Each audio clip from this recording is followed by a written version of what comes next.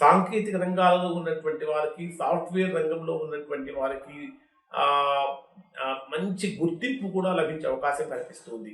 మరి వృషభ రాశి వారి యొక్క సంపూర్ణమైనటువంటి గోచారాన్ని కనుక మనం పరిశీలించినట్లయితే ఏ విధంగా ఉంటుంది అంటే, ఇక్కడ గోచారాన్ని పరిశీలన చేయడానికంటే ముందు ఉద్యోగపరంగా వృషభ రాశి వారికి ఇది చాలా అనుకూలమైన సమయం అనే చెప్పాలి.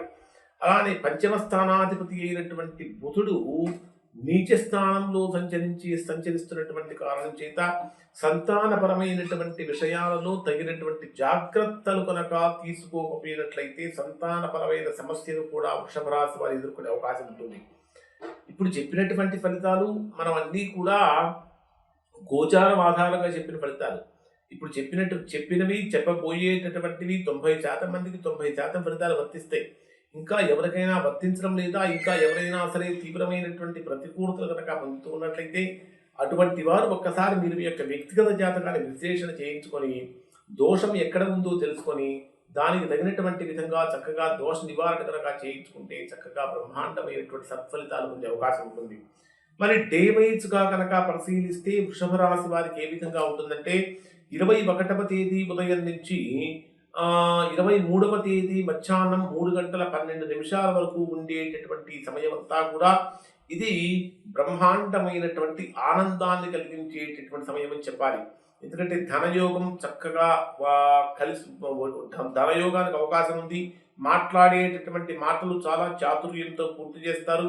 కుటుంబ సభ్యులతో విందు వినోదాది కార్యక్రమాలలో పాల్గొంటారు. కంటికి సంబంధించినటువంటి చిన్నపాటి సమస్యలు కూడా కలిగే అవకాశాలు ఉంటాయి కాబట్టి కొంచెం జాగ్రత్తలు పాటించండి. అన్నింటికంటే కూడా వాక్ స్థానం చాలా బలంగా ఉంది. ఎదుటి వారిని ఆకట్టుకునేటటువంటి విధంగా మాట్లాడేటటువంటి తత్వం కూడా వృషభ రాశి వారిలో పెరుగుతుంది. ధనస్థానం బాగుంది, కుటుంబ స్థానం బాగుంది, వాక్ స్థానం బాగుంది.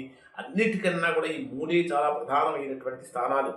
మరి 23వ తేదీ మధ్యాహ్నం 3:12 నుంచి 25వ తేదీ రాత్రి 8:15 వరకు ఉండేటటువంటి సమయంలో తృతీయ స్థానంలో సంచరించేటటువంటి చంద్రుడి యొక్క ప్రభావాన్ని కనుక తీసుకున్నట్లయితే ఇది మీకు వృషభ రాశి వారికి అఖండమైనటువంటి ధైర్యాన్ని కలిగించేటటువంటి సమయంగా ఇది ఉండబోతుంది.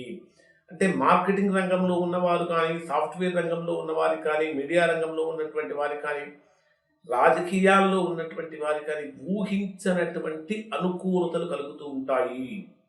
కొత్త కొత్త ఆఫర్లు కూడా వచ్చే అవకాశం ఉంటుంది.